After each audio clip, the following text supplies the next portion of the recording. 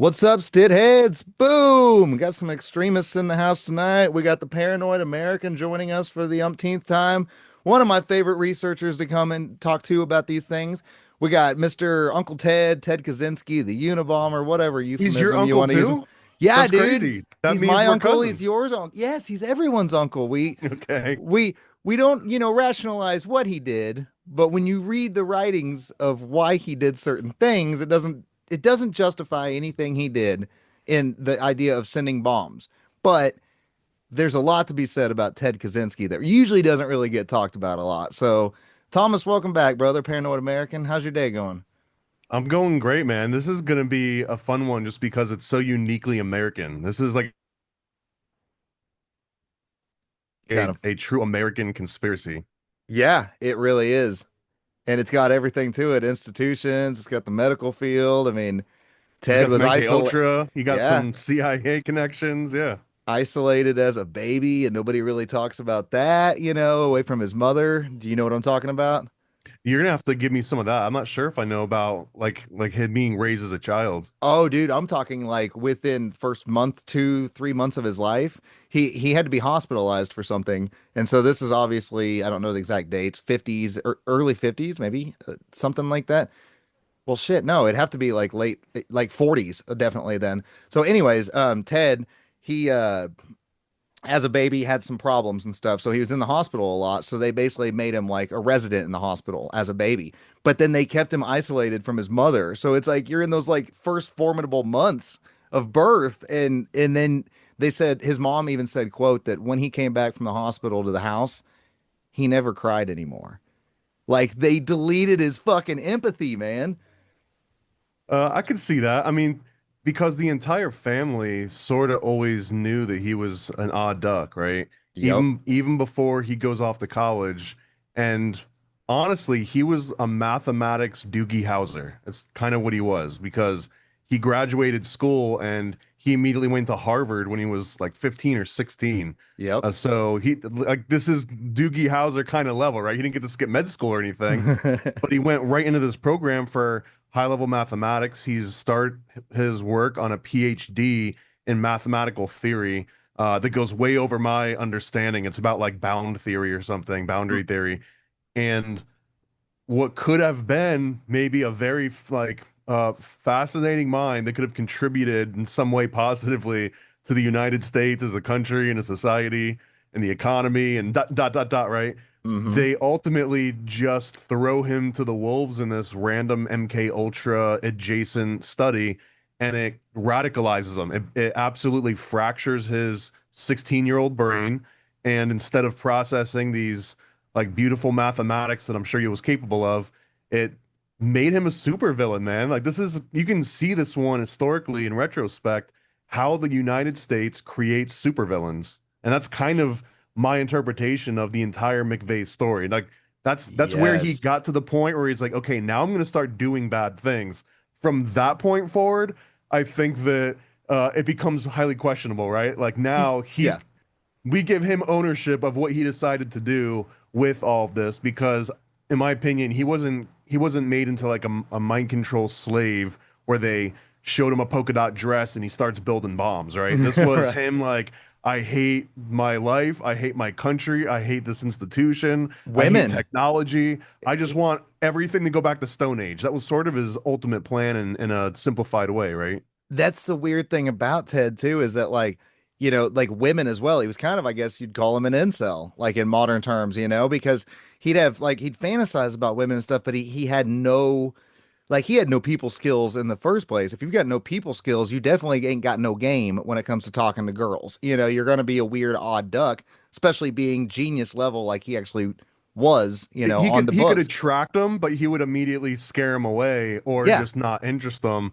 He probably gave them all what they would call like the ick at this point, right? Like every single girl that he knew for more than a week or two eventually was like, man, there's something weird with this guy, and then leaves, and then he freaks out. And there's a strange irony that a lot of his teachings and stuff is talking about like nuclear family and building your own family, and then also like escaping the treachery of technology. But you're like, bro, you're not even practicing what you're preaching. And if you think Bro, he's about it, Q. He's like an early Q kind of, right? Yeah, yeah. Some incel just writing some rants. It's like here's how the world should be, but like not actually following any of his own advice. Right. You've never touched of a JJ, have you, Mr. Ted? You know? But yeah, dude, he's still a very interesting American historical figure. I mean, I don't remember the exact date, but I know it was 95 when he finally got arrested. And so, I mean, that's crazy. He had like almost a 30-year run of bombs. And it wasn't this, it was weird how he did it. It was laid out and methodical because he in a way didn't really fucking care who was in the crossfire of the bombs. You know what I'm saying? Because most of the victims were not the intended people. But Well, then like at the, this is true terrorism. This was yeah, like I'm gonna make this statement, and the only way that I can get my words heard and enact this social change is that if I get attention. So if some, crack a few eggs making an omelet, he was totally Machiavellian in this approach that he had. and it was weird how as the decades went on, it's like the shift in like perspective of we didn't really know who Ted was. We didn't know of his writings or anything like that until decades later, which was, I mean, before he was arrested, obviously, but with the manifesto being released in the newspaper and shit or whatever. But before that, he was just this terrorist. We didn't know it was like a serial killer. We didn't know who he was. He's out there somewhere. But you see that through the 90s, there was a lot of crazy government orchestrated and like CIA, ATF operate, whether it's Waco, Ruby Ridge, whether it's you mentioned Timothy McVeigh Pat, earlier. you just say Pat Con. That's all of Yeah, them. Columbine. I mean, there was, and then you had like riots in the streets that people forgot about in the late 90s and like Oregon and places like that. And you're like, they think this military in the streets, I'm not defending that, but they think it's a brand new thing that just came out of nowhere. This is kind of going for a while, but the 90s, once Ted Oh, bro, was like, 1920s, 1940s, like pretty fuck much yeah. like late 1800s, right? Like pretty much every major corporation or political pro or con organization that exists in this country all happened because of some violent protest or Hmm. union busting scandal at some point in our history. Like that's kind of like our connective tissue. That's a great point. But yeah, and as the technology kept going and the industry kept going and we started cutting down more trees and everything else, I mean, it gets back to the motives of Ted, whether he was misguided in his actual, I don't know, usage of the bombs or whatever. It's like there shouldn't be any bombs anyways. I'm just saying, like, we see as the decades go on, as the century has gone on, like everything that dude wrote down in his books kind of Well, are 100% true now. Like we see Palantir, we see everything else. Like it's well, to be interesting clear times. too, man, he wasn't. I mean, he had his own thoughts for sure, but a lot of this anti-technology rhetoric that he picked up, that wasn't necessarily from him. He had cited a couple of different studies and some books and some other people that he got really, really heavy into. And for a large portion of this, he was sort of parroting all of it, and then he was shaping his entire life experience into justification for like, oh yeah, like this particular black pill way of thinking is the right way because look at all these reasons. And therefore, if I'm gonna be a like nihilist black pillar, then why not just send, bombs places if you're Ted K? That's kind of like the sequence. And he's already isolated from people.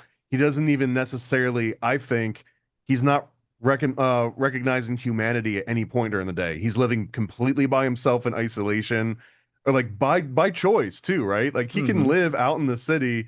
He's got a mom that's basically supporting him his entire life, cutting him checks just constantly, so he never really has to have a job. And then he's got a brother that is able to like make a life for himself, but for whatever reason, Uncle Ted was never able to get any sort of like solid footing. He was brilliant, but his the social factor ruined any chance he ever had. So, Hmm. I mean, can we just blame that because he got separated from his mom in the hospital for a little while? I don't know. No, no, no, for sure.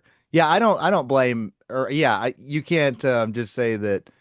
I get what you're saying, like you could be all these problems in your past don't really get to be excuses in your life. Like if you have, especially that kind of a genius of an IQ, you should know what's right and wrong and whatever harm and mistreatment happened to you at young ages or whatever. Like it's unfortunate, but life happens and you got to keep going from it.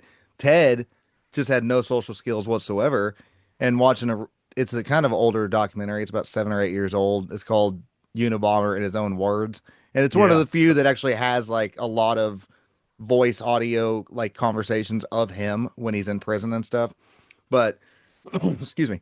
But anyways, one of the guys, like the I don't know, officers that are not arrested him, but one of the guys that was on his case, he was saying, "Man, Ted Kaczynski's this weird example where once he went to prison, like that's kind of the perfect place for him. Like the isolation and just being in a little room, like that little cabin, even though he had freedom of nature around him, he treated it like it was prison in a way. You know what I mean?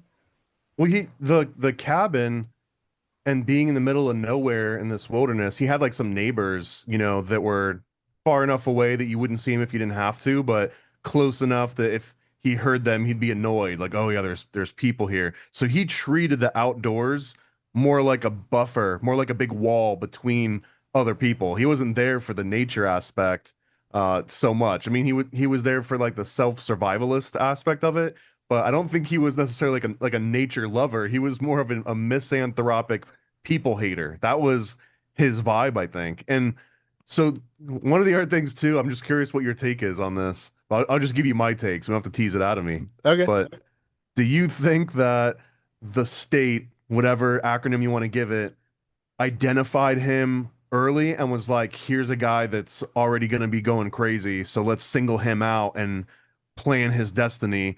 Or, like in my case, I think that maybe he was just stray fire, man. Maybe it was just like, hey, we got a new recruit, like a new influx of 30 new kids that are potential. Let's get them in this program. And then he just happens to be the bottle that explodes in during, transit a little bit. And then it has all these other effects that maybe we can blame the state for, like, you were the catalyst to create this guy, versus like the state was in on it. They singled him out. They like made sure he had the resources he needed, like Yeah, a yeah. typical The false Manchurian flag candidate thing. guy or false flag. Yes, I know what you're saying. I think I agree with you on it. I think it's more that there are those programs 100%. So that doesn't negate that. And it's like, oh, well, if you choose the other, then I'm just saying this for listeners, not you. But, it's like, it doesn't mean that if you choose this one, you're against the other. No, they do that with people. But at the same time, like you said, he was McVeigh. just that one McVeigh is a good firecracker. example. They pushed a little bit too far, and he's like Milton on Office Space with a stapler, Yeah, Fuck okay. it. That's, the last straw. Like, That's a great analogy for Ted, man. If Milton was doing a PhD in mathematics, yeah. like it would be scary. It would make him way scarier because you know that he's capable of doing something crazy. And then to be fair too, from everything that I've read and watched about him, he wasn't necessarily a great at engineering these devices that he was sending out. If anything, they were kind of like amateur level, like like not even intermediate. They were kind of like an amateur trying to get better, but he never quite got there. And that was one of the things that was stumping up the investigation for so long, because they didn't know who the hell they were looking for. Because it was just like some guy practicing this new thing, and they'd be like, "Why the hell is he using these materials?" Like they would find it and be like, "Man, this guy sucks at this. He's inefficient. Like he's using materials that aren't reliable." Like you could almost feel the investigators wanted to contact them and just be like, "Bro, here's how you're supposed to do it," you know? Well, there's a lot of stories about like that the like you were talking about earlier, the neighbors that are they're within earshot or whatever. Hmm. Because that was another thing he was pissed off about, like the dirt bike kids, those stories and Yep. stuff. And then but anyways, for the fact that he would go to like the logging mill and put whatever it was, salt in their gas tanks or some shit like that, and just fuck up all their big cars and whatever, like all their machines. He at the same time, I kind of lost my train of thought. So the neighbors, yeah, he would go and steal from everybody as well. So he was kind of like a raccoon or something of sorts. Like he would sneak around at night and go steal different pieces from people. Like if they had junk cars sitting around, and that's what's interesting about his bombs is like he was a genius, but he was just using the crap and scraps he had around him, and just Well, like fuck it, let's see if this will work. so here's an interesting dynamic, and forgive me because this only snapped for me when I saw a visual of it. It made so much more sense, but the premise is that when someone becomes an expert in one field, like if it's a super niche field, if you get a PhD in mathematics, then you've spent in that specific kind of case, when you get a PhD, you probably spent like 5 to 7 to maybe even like 10 years in an academic setting, surrounded by people that are like all experts in this one field constantly, right? Especially after you kind of get your like bachelor's and your associate, like your associates and your bachelor's and your master's. Like once you get to that PhD level, you're just surrounded to where you are at the peak of your field among peers, right? Like no one is higher than you.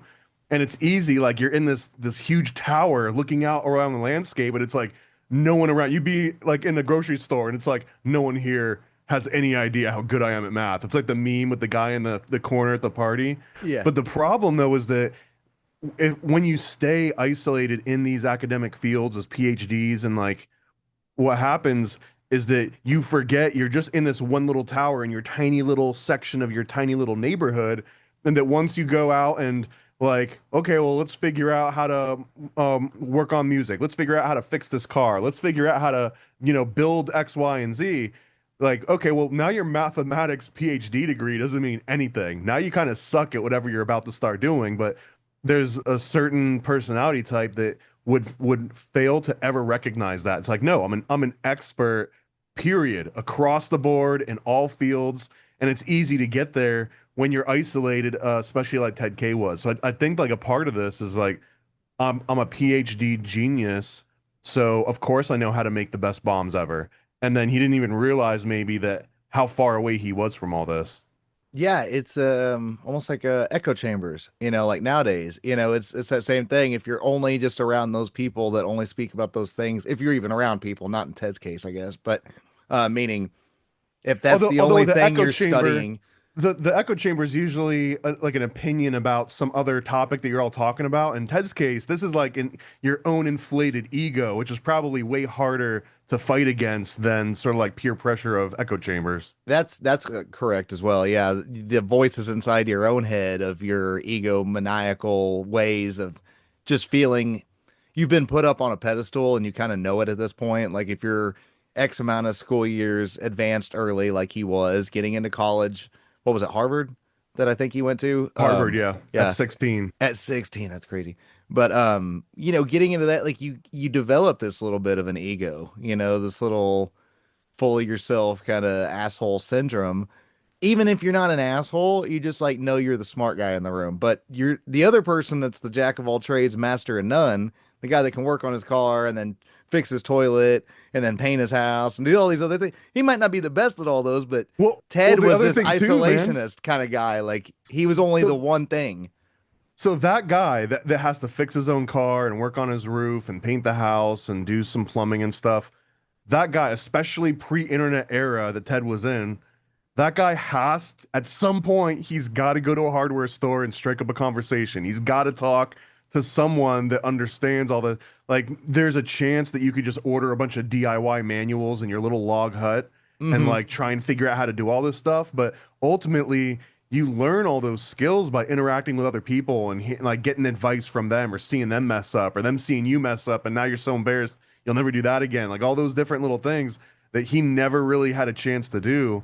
And a lot of this too, it's like he was put into a world where his peers were probably in their 20s, 30s, 40s, right? Like in terms of at least that math aspect. So Hmm. going directly to Harvard at 16, he already is isolated from everyone else there because he's the freaking Doogie Howser kid that can't even hang out with like these, they're basically like in their 20s. Hmm. So there's already this complete separation, isolation. It doesn't seem like he ever at any point put himself into a position where he could relate to other people his own age and even like develop friendships with anybody. Well, and just his frustration and disconnect, like you're alluding to, of not having anybody around him that he could actually talk to or even relate to because of the age gaps and everything. Even if he wanted to, Yeah, what are you gonna talk about? right. You're just barely driving a car, I mean, you can't even drink a beer, and these other guys are over here partying. I mean, it's not saying you couldn't have a beer, but I'm just Hey, I getting at mean, like, I'm not advocating for anything or against anything, but if he had shown up 16 years old at Harvard and started hitting a few different parties and getting blasted, like let's just say that maybe it wouldn't have turned out so bad for him, but I don't think he did exactly. that. So, He could have met some ladies and not, dude, his dude, anything journals. could have happened. A couple horrible drunken mistakes. Maybe he gets arrested. Like Yeah. all of that would have been better than what actually happened to him. So. That's a funny little point if you think about it, because then if he would have like had some little minor encounter with the law like that as a like as a Dude, teenager or whatever, Would that have Drugs been can a ruin your better or life, worse but thing? so could sobriety, man. Yeah, Sobriety to Ted Kaczynski is not a good thing. he could learn a lesson at a young age and then and learn from it and then be like, you know what, this bomb idea is kind of horseshit. I'll just be a writer, you know. But his journals, dude, his fascinating, like his fantasies about these women, and then also like one of the children that lived in the neighboring area around his cabin was like a 3 year old little girl that he wrote about murdering. Like he didn't murder her, but like fantasizing about it and shit. It's like how do you separate man genius from just psychopath? Well, so let me talk a little bit about how he turns into this psychopath, because I think we've got a good idea that whatever happens to Ted K, 16 years old, he's in Harvard, he's already been somewhat isolated. At this point, in my opinion, it's probably like before he goes and literally moves out in the middle of nowhere, this is the most isolated he's going to be in these social environments, which is probably wild, being surrounded by hundreds of people constantly at this busy college, but being sort of invisible or just like completely separate from everybody. Like it would be one thing if you're in the middle of nowhere, you're like, okay, this makes sense. No one else is here. That's why I feel so lonely. But to be surrounded by people constantly in this environment where everyone else is interacting. So he's in this situation. He's legitimately bright and he does have some deep concepts, although a lot of this stuff that leads him to become like a misanthrope later and a recluse, he learns like he's got that in his head at 16 and 17 because he's reading, some communist nonsense from Yeah, like European Illuminati, right? But he gets involved in this and he starts going this route. And in any other rational college setting, someone would have had a counterpoint and they would have had a discussion, or if he would have made some good points, someone would have been like, "Oh, I'll concede that's a great point." That's how a normal academic early college, everyone's learning stuff and they're confusing things that they're hearing with their own thoughts and opinions, and it kind of hashes out. Instead, he gets singled out for this study, and starts in 1959, and he's part of the study for the next 2 to 3 years. And I think it's instead of going and talking to his peers in a normal academic setting, he goes and he meets this guy Henry A. Murray, who's working at Harvard, and Henry A. Murray basically has a project going on that is absolutely CIA OSS he's adjacent. ex-OSS as well. He's ex-OSS that worked directly under the guy that put together the OSS, Wild Bill Donovan. So like Mm. anyone that is within the little Kevin Bacon circle of Will Yes, I know what Donovan, you're talking especially about. especially if you're one or two connections away, you're basically MK Ultra, CIA, OSS, fill in the blank. You little But guilty. Yeah. that said, it is a little bit of a stretch to say that Ted K and what happened to him was an MK Ultra project, just because I don't know if you can say like it was this exact sub project. Here's the documentation. It's one of those files that got burnt out of the 70 that got burnt versus like the four that didn't. So, anyways, Yeah. he goes to college, and instead of having normal conversations with other people close to his age and with teachers, he gets into this program run by Henry Murray. He doesn't know that this dude's CIA, OSS, whatever. He's a teacher at school. And what they do there is he just like, okay, tell me, Ted, tell me about yourself. And then they get into, philosophical conversations and conversations of ethics. It almost turns into like a therapy session. I think a lot of this would be a combination of a mentorship and a teacher. So like they're asking you about your life. In this case, I don't think they're necessarily giving advice or any feedback whatsoever. In fact, that's the entire purpose of this entire experiment, is that for the most part, they're only supposed to give critical feedback, like tell that you're doing something wrong, or that like maybe belittle it a little bit, like, oh, it's Hmm. cute that you think that. Like not maybe in those words, but that's sort of the vibe that you're supposed to give. But otherwise, no real feedback. And this goes on for, 2+ years. And at the very end of this, and he's like, 19 or something, and this is his only experience with being able to talk to anyone. He thinks he's got this mentor in Henry Murray. And at the very end, Henry Murray just lets him have it. He's just like, your ideas are stupid. You're an idiot. You've got the mental capacity of like a 3-year-old. Nothing you say has ever made sense. You talk with a horrible like Southern drawl. Like you were basically three steps away from not being able to feed and clothe yourself. And how dare you think that you've got all these deep thoughts? You're just regurgitating nonsense that made an impression on you and only made an impression on you because you're such a smooth brain. Like he kind of like drops this nonstop Dang. criticism on him. And Ted K in this moment, basically supposing that his mind shatters because he's like, this guy has been my therapist, mentor, teacher, and friend for the last 2.5 years, and I'm truly giving him like my deepest thoughts and my like analytical mind in like these most formative years, and I'm supposed to be this genius that's at Harvard, and he's a guy. So like, as soon as he gives all this, and here's the cruel part about it is that Murray had didn't care what McVeigh was saying. He wasn't even necessarily giving him earnest feedback. The whole intent was to see how someone would deal with the most critical feedback that was basically unjustified. Like if I just tell you, hey, like even if you did a great job, dude, if you turned in like an A+ project, and I'm like, I'm not even gonna give you like an F, like you get a zero. This is garbage. This is the worst thing I've ever seen, and it's legitimately good. So that is the exact moment that I think his brain broke and he turns crazy slowly over the next few years after that.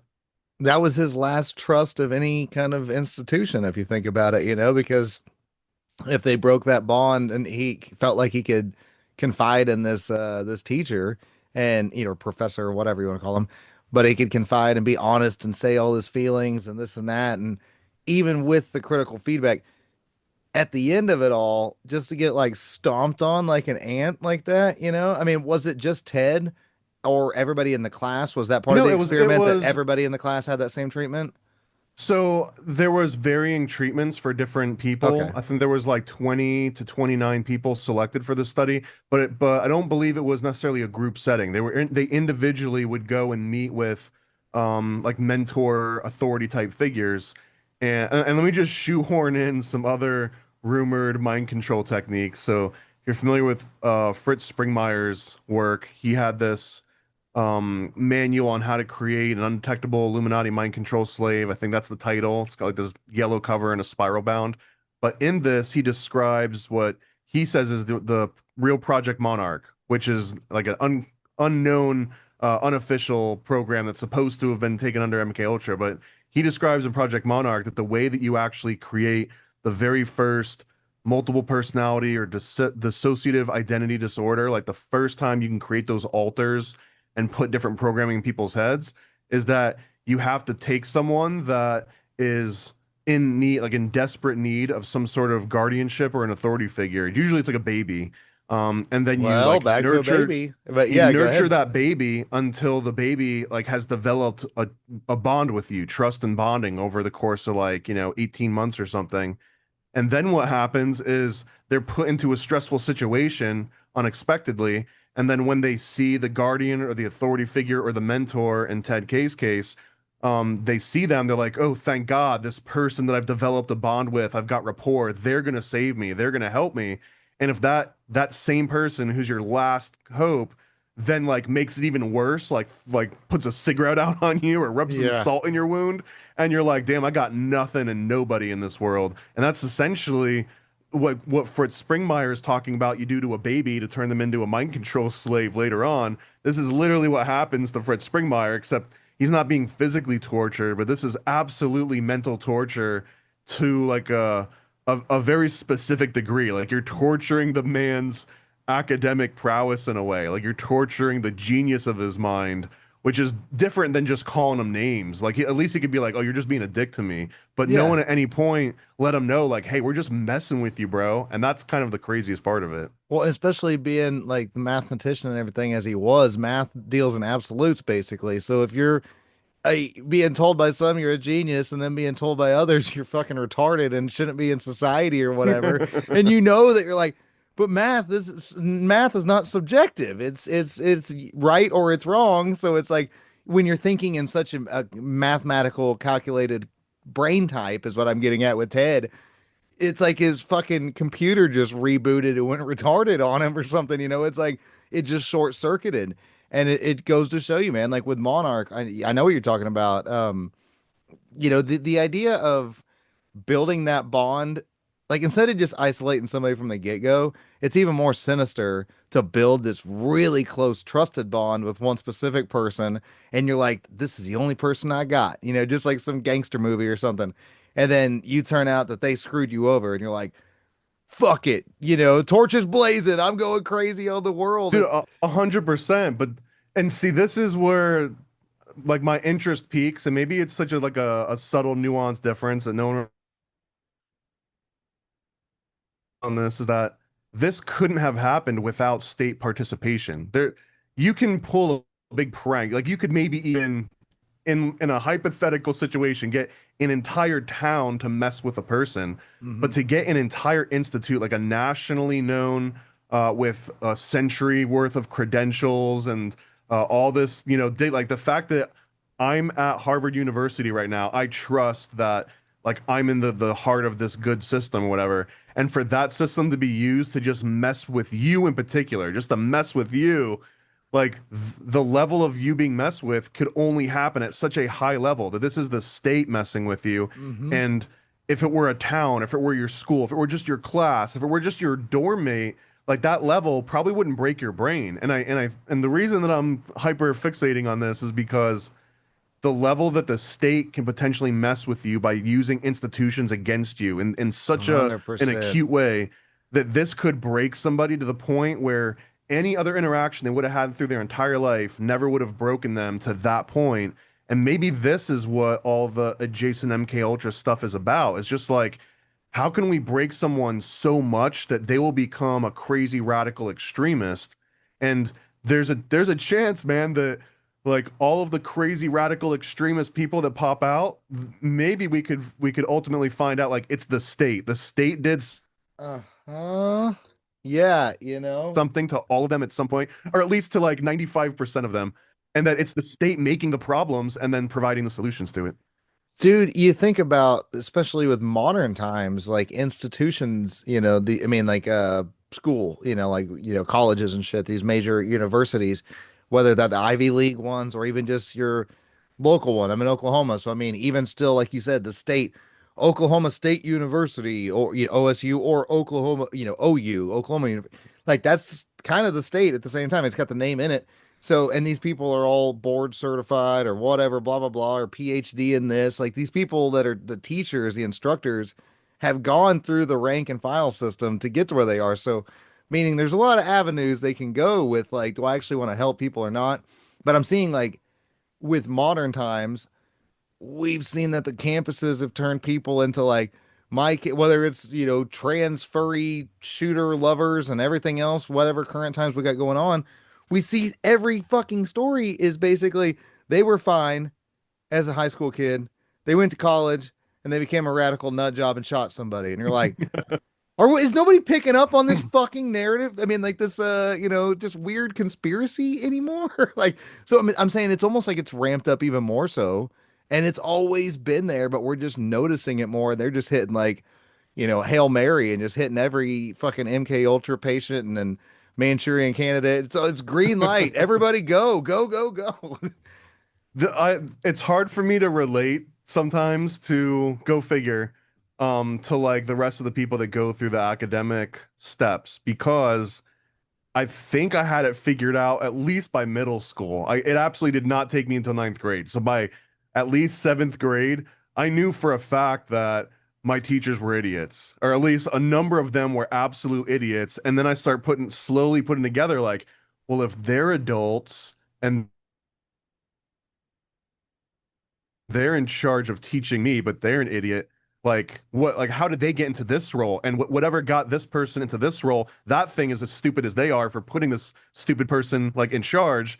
And like it's just stupid all the way up and all the way down, right? So by the time you get out of high school, at least, hopefully the people that want to go to college, in an ideal world, the people that want to go to college already know like they're just going to line me up with a bunch of idiots. I'm going to pay money. I'm going to go to this school, and it's going to be a bunch of idiots spouting a bunch of nonsense that they don't really understand. So focus on, like, I would say math. Focus on like something objectively true. If I mix this chemical with this chemical, this happens. If I add this number to this number, this happens. Like if you can get into some sort of an and engineering and like analytical, absolute sort of information out of college, that seems way harder. But if you go into anything subjective, you're paying money to have your own opinion like shaped by whoever you're paying the money to. It's the weird. It would be like if you went to a retreat or a getaway, and you paid like $20,000 to go to like a retreat. You're kind of buying in on whatever the hell's going on. You're like, damn, I freaking paid this 20 grand. I might as well do the thing, right? And then you come back and you're like painting dicks on Teslas or something. Right, exactly. And I just thought of something because a lot of those people are the stupid ones that, yes, specific, titles coming out of college, being a surgeon, being a fucking whatever, a mechanical engineer, being something, like these are actually like real things that like okay, you're doing something. You're actually really smart. But then you have some of these other people like think of all the narratives we've seen of all the movies over the decades of college party movies basically. So there's always the one dumbass guy that basically barely got into college because he was a linebacker on the football team or something, got a scholarship. He's dumb as a box of rocks, but he can play football, so he gets in. And you start thinking That's about like great. those are the guys that end up really turning into the politicians. This goes a little different than Ted Kaczynski, but you just got me thinking a little bit because those are the guys that can honeypot and kind of get the young dumb full of cum guys that go into college just for the partying and the chicks and the whatever. And then meanwhile, if the institution's actually playing experiments on people that they don't know about, then you could see these guys as the ones that are willing to do the freaky shit. And you kind of see what I'm getting at. Like nobody expected George W. Bush to be president, and even in his own family. He wasn't the one projected to, he was the dumb guy in college. But then here he is. He gets to be the president for 2 terms. Kinda. I That mean, kind dude, of idea. You see what I'm saying? as soon as you get raised in skull and bones, though, your chance of being a president is like 10 million times anyone else's at that point, right? So even if Absolutely. you're, I mean, like behind the scenes, I think his stats were way higher than in front of the scenes, where like everyone else got to see it. And you bring up a really interesting point too, that yeah, it was probably like the dumb jocks, but more importantly, not just dumb jocks, but the military guys, people that would go into the military. If you wanted to become a president, or if you even wanted to become like a senator, like someone high up, you pretty much needed to have a military background or a legal background. Yep. And then slowly, I think over like the 70s or the 80s, if you had a good business background, you could kind of squeak your way in. Like Ross Perot didn't win, but he got up to Yeah. that point. And there's been a lot of other, like Mitt Romney is another example where he kind of like used business to get into his position. But if you didn't have one of those two things, it was military or legal background, and then it became business background. But now, man, I mean, as proof over the last 10 years, now it's like or this like social Hollywood celebrity background. Like right now, we've got a president and a vice president that basically started out as celebrities and then became politicians in both of their cases. So I don't Well, know. And head of our technically, FBI Vance has got and military too, Bongino but as well. Bongino and Patel with podcasts and shit like that. Like, yeah, so it's but the point being is that the in Ted K's instance, the same exact beast that controlled academia, the state in this case, especially Harvard, but the same exact thing that is running Harvard is also running the military and it's also running politics. So it's all this one thing. But now we also have this extra leg of like social media and entertainment, and business that didn't necessarily exist the exact same dynamic in the 50s and 60s. So now you've got this other thing that can be manipulated. Now, if you're like loved by Hollywood, which is its own sort of state, it's like its own fourth estate, that this thing could also be directed at you. And you can see this because like collectively Hollywood does have a like political bias and a certain list of agendas, and you can a see it hundred like percent. pointing around, and it just so happens to be the exact same thing that academia also pushes, right? Just as a coincidence. Chris Pratt can fill seats in movie theaters, but the fact that he loves Jesus, they're like, cancel this motherfucker. You know what I mean? Like that's one of those weird conundrums that like Disney's kind of in with like, well, we usually try to get rid of those kind of people because they stir up too much shit. But every time I put out a fucking Guardians of the Galaxy movie, it's blowing up the box office. So it's like we can't really fire Chris Pratt. But what you're saying is like there's still with Hollywood, just like the state, there's like a standard you have to apply. Like if you don't stay with whether it's right or wrong, whatever their standard is to be like in the George Carlin joke, it's a big club, you ain't in it. To be in that club, if you're willing to uphold this standard, then you're cool. But when Chris Pratt talks about like Jesus or going hunting or something, they're like, boo this man. But I'm getting at like, yeah, Ted, same kind of thing. He was kicked out of the social circles. He was basically, I mean, he kind of self-checked out, I guess, as well. But I wanted to ask you, we got like 15 minutes left, but I wanted to ask you this before I forget. Um, did you see that bringing up his brother David? Okay, David Kaczynski doesn't get enough Niche, recognition. Yeah, niche. right, No, I'm right. just kidding. No, I'm I just know, kidding. I know. But he actually like in the years prior and everything afterward, like I don't think people realize that he reached out to almost every one of the victims that were obviously alive.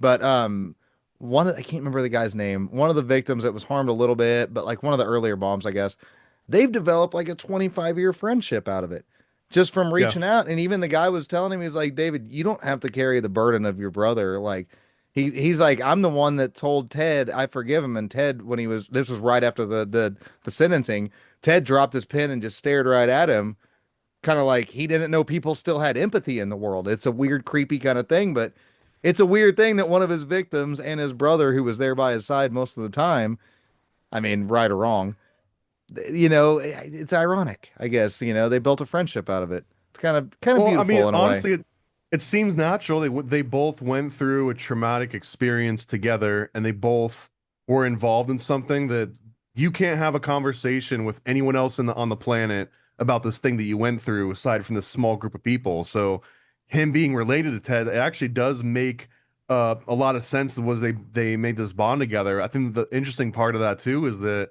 this is exactly the kind of quality that Ted is lacking that made him be Ted Kaczynski is that he's not that kind of guy that would have reached out and been like, "Hey man, my brother is a real dick. I'm so sorry." Like, let's not say a bomb, but let's say that like he popped his tire or something, right? He's like, Right, right. "Hey, my brother's a dick. I'm so sorry about him." But like that level of like I hate people and they deserve everything horrible and I'm the only good person out here, or me and like five other people that I can count on my hand, like that kind of mentality. I think that Ted K, at least from his own writings and all the different research and observations, and maybe part of the Hollywood presentation of him, but that ultimately he saw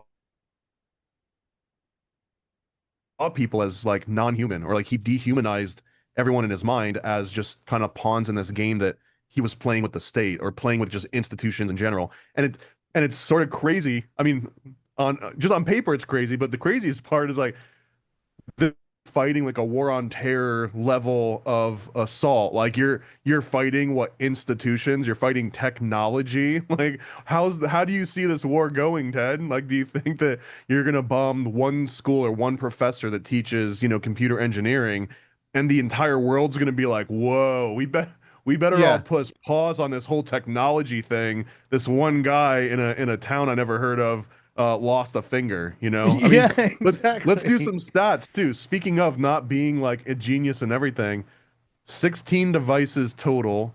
Um, guess how many fatalities? You might already know this, but guess how many people actually died Was it across two or all three? 16? I think. It Was was it three people three? died, Yeah. and I think one of them was because they succumbed to like injuries. Yeah. He did get 23 people injured, but 16 devices over decades of work, right? Yeah, And dude. he's got a body count of 3 plus 23 injured.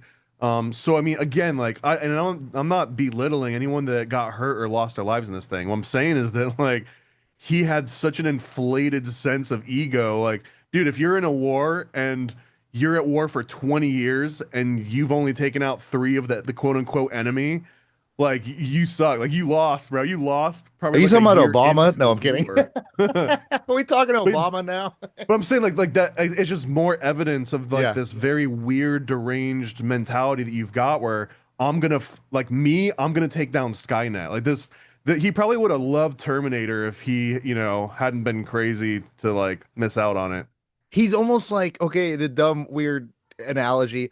He's almost like the fact of like, you probably got a bigger following than me, obviously, but we all both know that we're not Joe Rogan. And it's like, since we both have a laptop and a microphone and we're doing a podcast, Ted Kaczynski, if he was in my chair that I'm sitting in right now, would be like, I'm just Yeah. like Joe Rogan.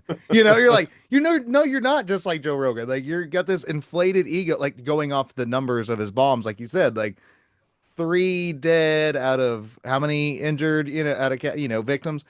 You're like, dude, that's not even Yeah, 5%, 16 built, 6%. 3 dead, 23 injured. It was kind of rookie numbers for what Well, he was yeah, trying six, to do. 7%, maybe, you know, success. And then the irony of once they busted in, obviously when they found him, got him at his cabin, and it was kind of sneaky how they did it. But they just knocked on the door and pretended like they were like one of the neighbors or some shit like that. He just opened the fucking door unsuspecting, and they're like, "Yo, like an FBI, blah blah blah, whatever," and raided him. But when they found his books, it was like when you looked at the timing of every bomb he had sent over the decades, he was so pissed off and disgruntled immediately once he would see like, oh, another bomb in the news. But luckily, the person, you know, just had minor injuries, and he's like, God damn it, why can't I fucking kill somebody? Like he was like frantic about it. Like he was trying. So it's like, dude, your success rate is terrible. Like you need to fucking think of something. Like for a genius, he was kind of acting like an idiot. You know what I mean? Well, and he was doing these weird cryptic things by etching words and letters and messages that were all MacGuffins. They were all red herrings that he thought that he was like gonna spin everyone else on these wild goose chases. Other Now I don't names know too. how true this, because all the accounts from the actual investigators come after that they've been caught and everything. And a lot of the official reports is like, oh no, we knew that this guy was just making stuff up. But I don't know. Maybe he did send them on a few different goose chases because early on in the investigation, I think they had like, I'm gonna make up a number, it's probably gonna be off, but they had like a list of like 200 people that they had identified and fully investigated because they matched all this criteria they were looking for. Was it the And then initial once name that they went and called every fucking person I in the think so, US? yeah, it Yeah, was like a it's name something they with a thought they R, had. something. I can't So remember. Yeah. it did work. And man, there was the one that you mentioned, the Unabomber in his own words, that one was 20. I thought that was 2020. 18. It I said don't think that was that long. 2018, I think it said. So Maybe it was 2018. 2020, but either way, it's about There was half a decade now. also I think it was a Netflix series called Manhunt, and the very first season of Manhunt was about the Unabomber. It's I want to say 4 or 5 episodes. This was 2017, I believe. This is probably one of the best retelling, documentary or not.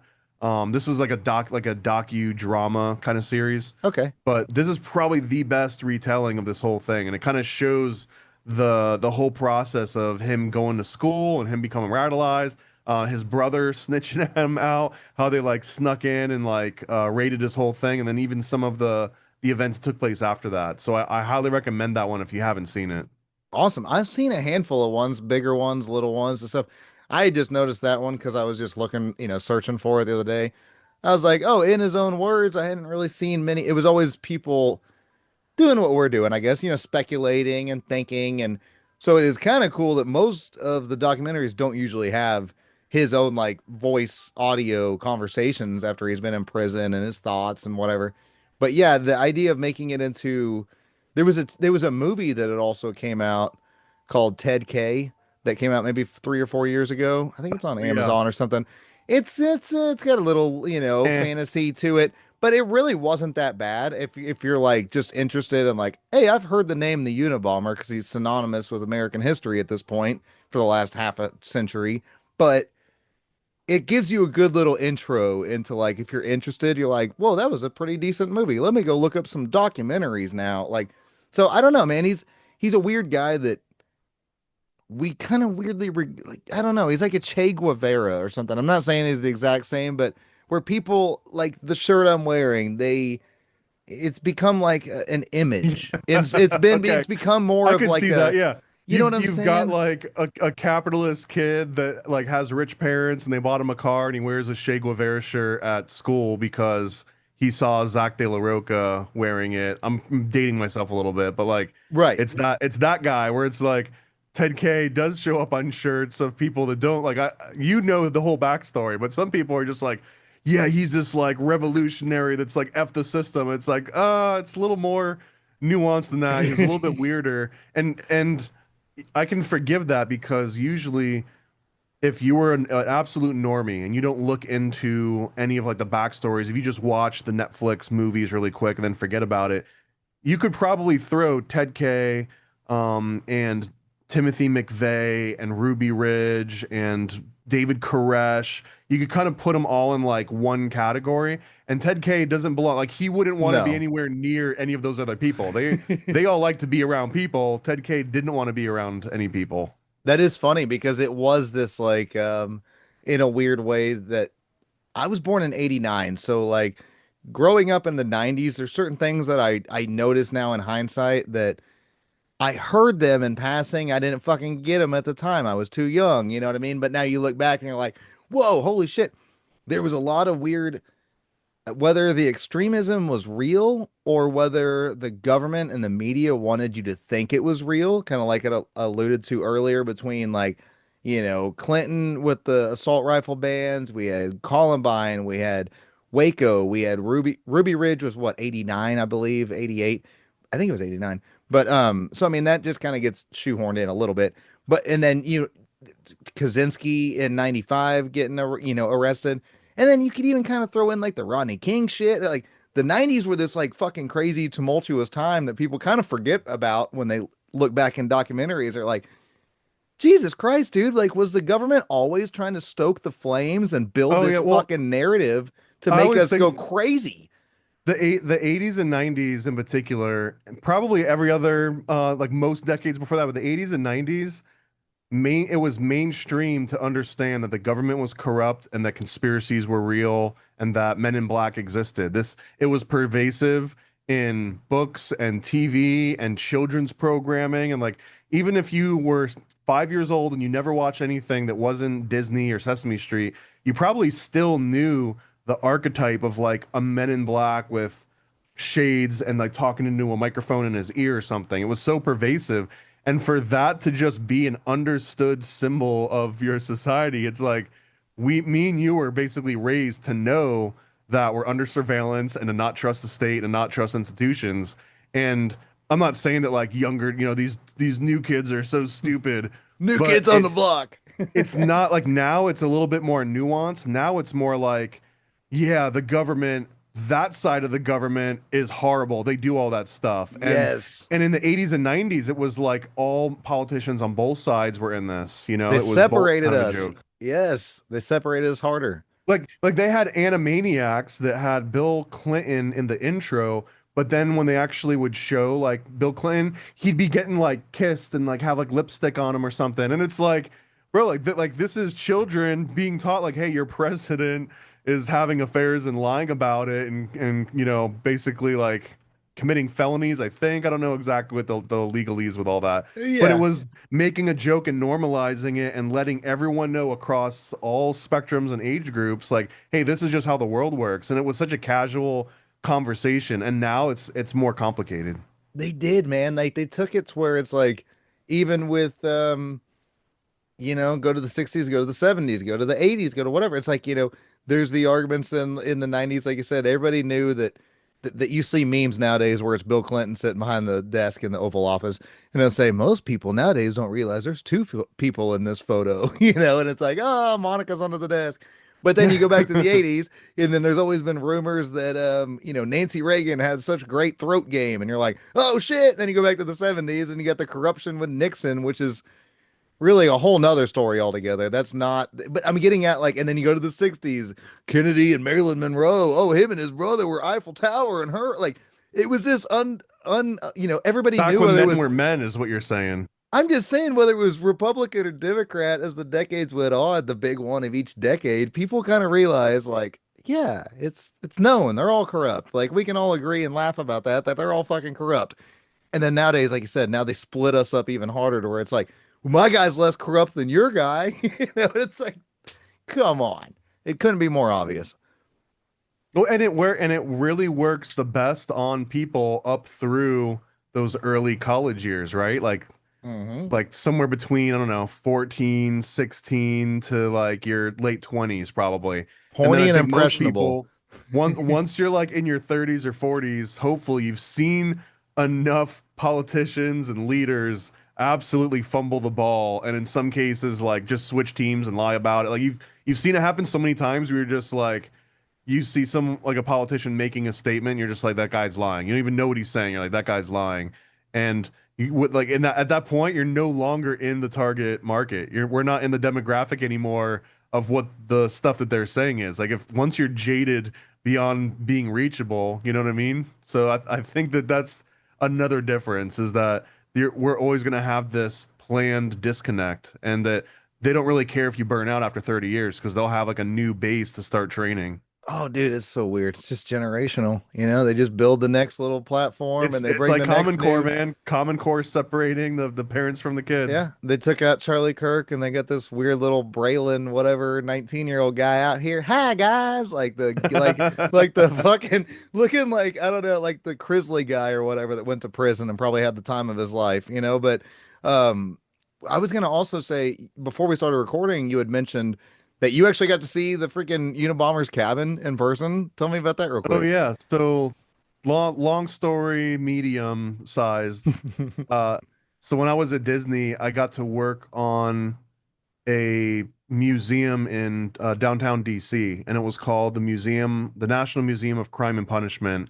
And it was owned and run by John Morgan from the Morgan and Morgan law firm. Anyways, Oh yeah, yeah. so while we're down there working on this museum, there's another place that was in the area. It was called the Newseum, like News Museum. So it was called the Newseum. I can't remember if it was New York Times or it was some newspaper that kind of owned it. And inside of the museum at the time, they had the actual cabin. So they said right there, like it's just an attraction. It was right next to the 9/11 attraction. They had like some big piece of metal that they say that they found.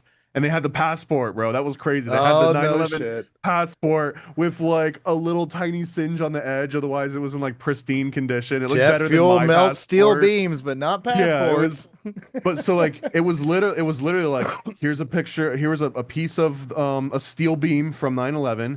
Here's a piece of an airplane, here's the passport, and here's Ted K's cabin in this one wing of this museum. So, and they had it like restocked with a whole bunch of cans of flour, and I don't think they had the piss jars. They probably should have.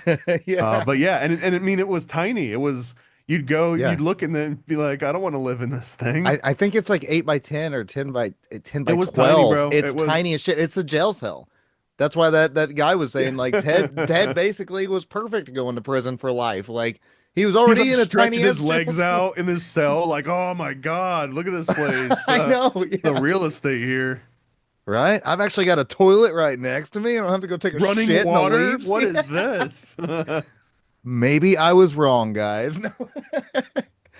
Oh my God. Well, that's cool as shit though. You got to, I mean, it's just when you get to see those things, you don't really know what to think of it, whether it's an exciting thing or it's just like a, oh Well, man, you at the know, it's point like, that I was there, I was totally like, this passport's bullshit. This passport's fake. The steel beam's fake. This log cabin is probably fake. But yeah. yeah, yeah. You never know, man. I wouldn't doubt it. But at the same time, if it was that, it's kind of interesting that not many people got to see it. So you never know. But Thomas, man, this is great, dude. Paranoid American. Tell us where we can find you, brother.